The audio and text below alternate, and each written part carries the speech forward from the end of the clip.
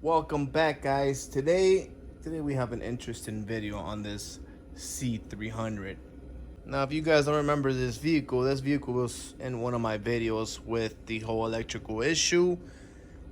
This is the exact same car till now. No issues with the dash, the lights on the dash, no blinking radio. Everything seems to be working fine, but now we have another issue. Okay, guys, check this out. The issue we're having with this C300 is we have no audio, no volume, nothing. It does not work. So we have to troubleshoot it. I'm gonna scan this car and see what I can pull out. I'm gonna check the amp located in the back, and then there's also another module located in the back as well. So first, let's scan it and see what we find so we can have a better idea what's going on with this car. Now we're scanning the car with the Foxwell i70 Pro.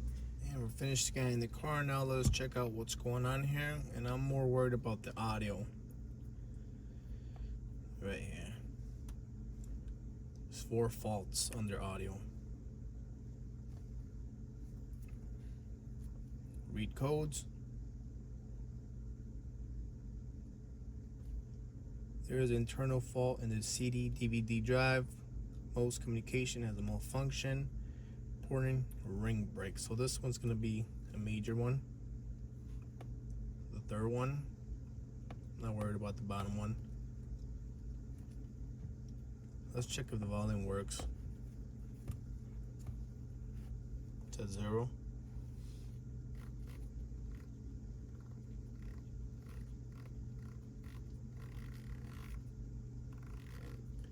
It's showing that the volume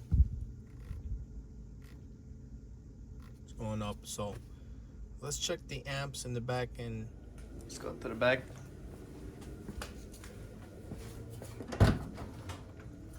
Alright, guys, so we're in the back of the trunk. We're gonna use a pair of jumpers. Actually, one of my buddies let me borrow these, so I gotta return this back to him. The amplifier is located in the back. There it is. Alright, guys, so we're gonna disconnect this fiber optic cable. Should be a little red light coming off. Let's connect our jumper cable.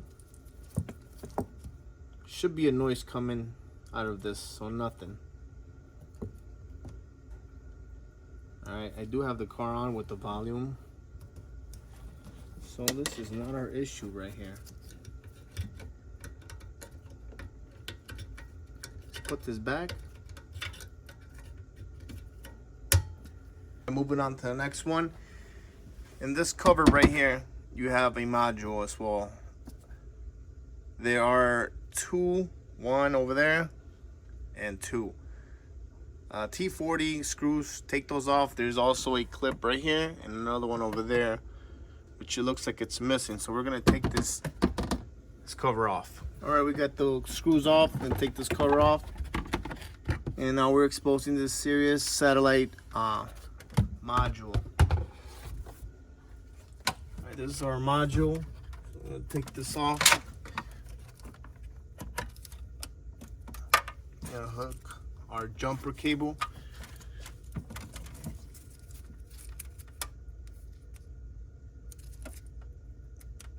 Nothing, so this here is not our issue.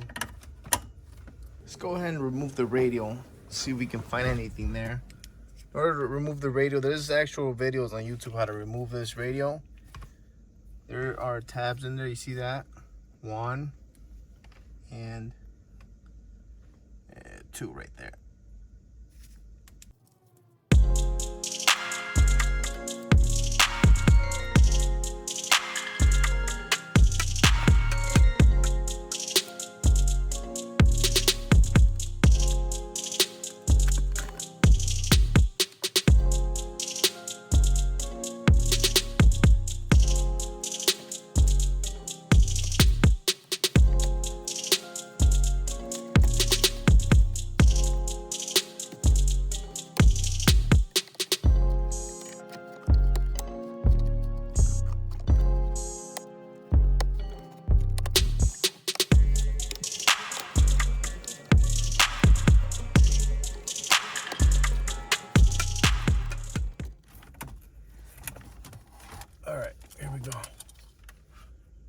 They make it look very easy to remove this, and indeed it's not. So be very, very careful with this.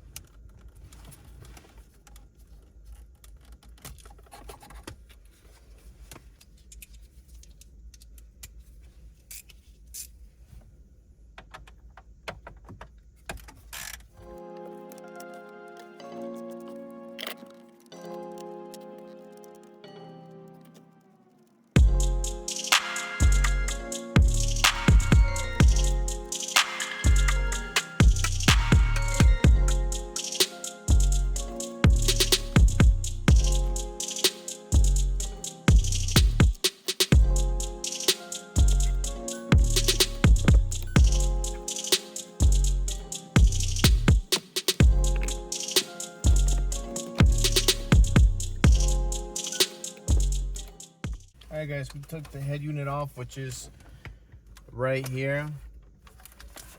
There's also a fuse here, which I already checked, and it looks to be good. Let me show you right now. Check this out.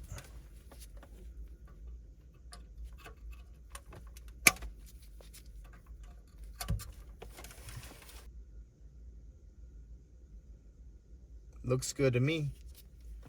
So upon inspecting this fuse further, and the contact points look pretty corroded. I don't know about you guys, look kind of like a dark stain on the tips.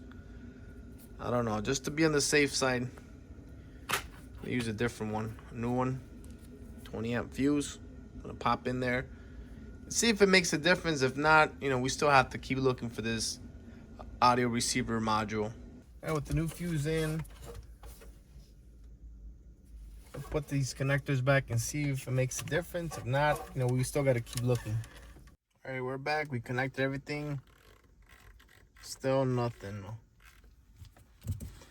right, guys, after going through this car about a good hour, hour and a half, almost 2 hours, trying to rip everything apart, see if I can find that interface module. Do have the heating controls here. So that interface module is actually located, I already disconnected, but it's actually located underneath that airbag. It's actually this one right there. I'm gonna take it off right now so you guys can see it.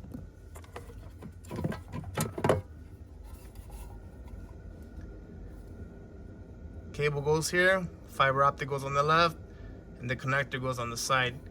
And again, guys, no video on YouTube is going to show you where this actual module is located. So like I said, it's located underneath. This is where the glove box is. I took it off, and then it's actually underneath. It's by this black tab right here, right underneath the dash. No one's going to show you this. Either they don't know or they just don't want to show you. So here it is. I'm going to jump in. We'll see what happens. All right, let's check this out. Got the jumper connected.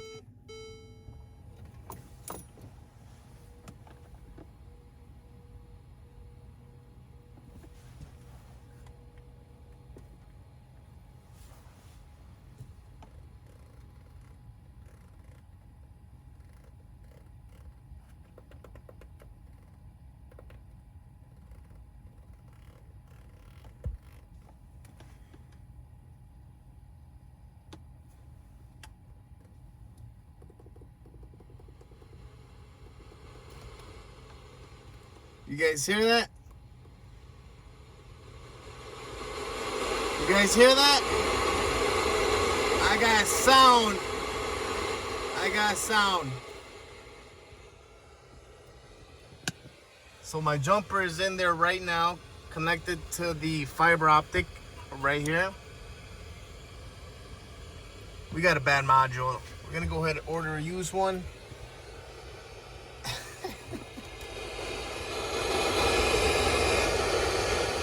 For all you guys looking for a no sound issue, here is your fix.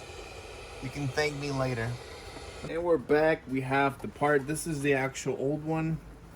I marked the X on it because it's no good. Here is our replacement from eBay. So two things.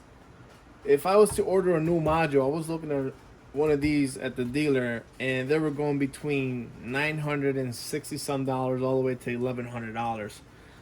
That's too much money for a module. Plus, you would have to get that module programmed to the car. So I was thinking, if you can get one that's exact same one from the exact same car, it should be a plug and play. We'll find out if that's the actual case here. Right back to the passenger side we go. Our module is ready to go. The bracket is underneath here where it should be in place. Right there. Right there. I'm gonna go ahead and install it, put the plugs in there, connect the radio, and test it out. See if that solves the issue. Interface module is already installed. 2 cables there, and the other cable on the other side. Radio back in place.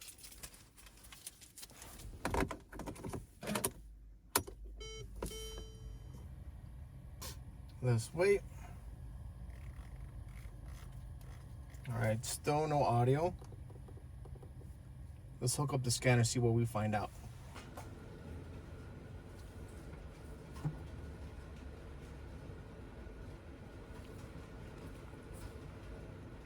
Information and communications. Audio and command.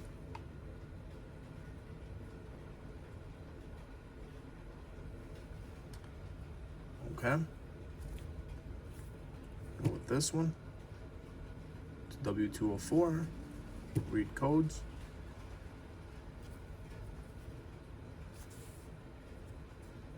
It's weird.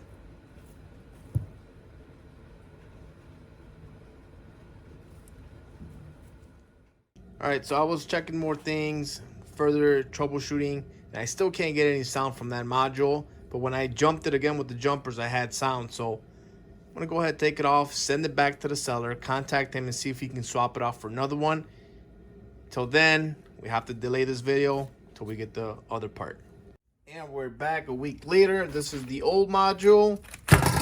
This is the second module we got. Hopefully this is the right one. Exact same model, same year. I'm gonna go ahead and install this interface module in there. I'm gonna fast forward and see if we get any sound. We're inside. I got the scanner hooked up.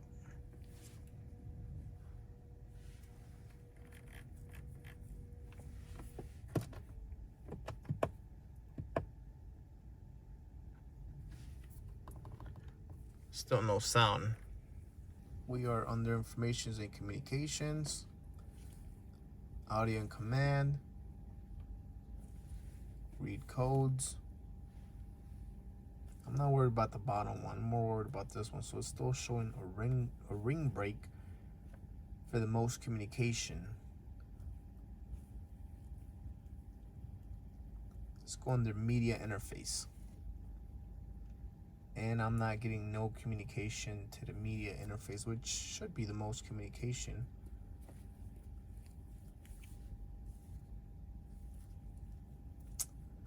Okay, in order for me to go into actually program that module, I would have to go into media interface, but it's not letting me communicate.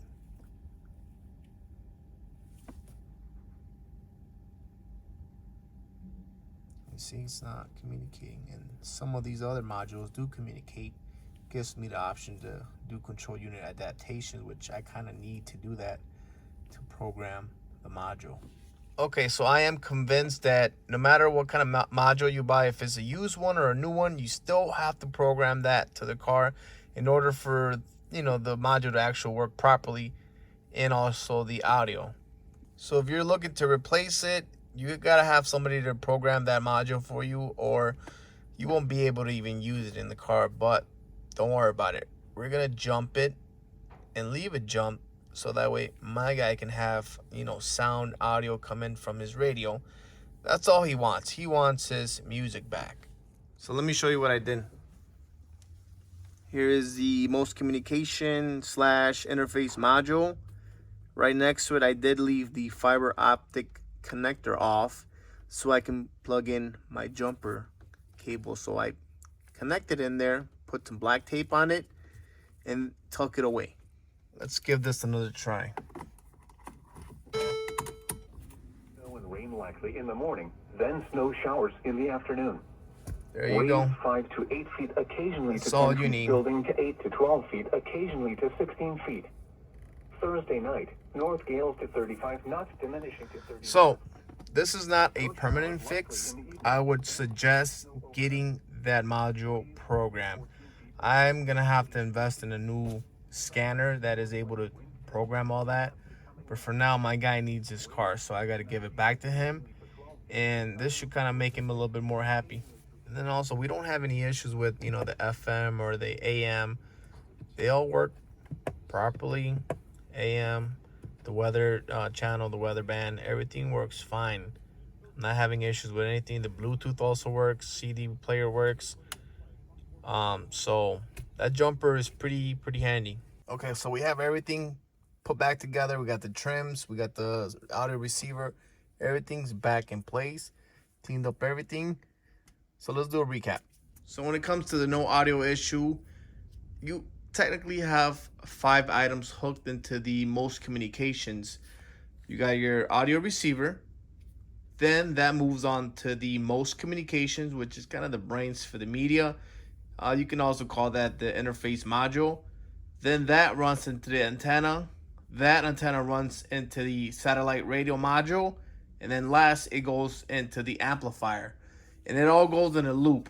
So if you're having a ring break issue, you have to kind of test all the components individually to see where your problem is.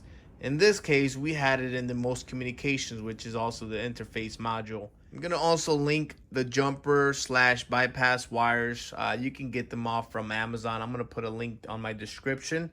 With that being said, this video is a wrap. And for all my W204 community, if you found this video helpful, please hit the like, share the video. Please consider subscribing. We're so close to 1K subscribers. I really need your help. I need all that support. And I'll see you guys on the next video.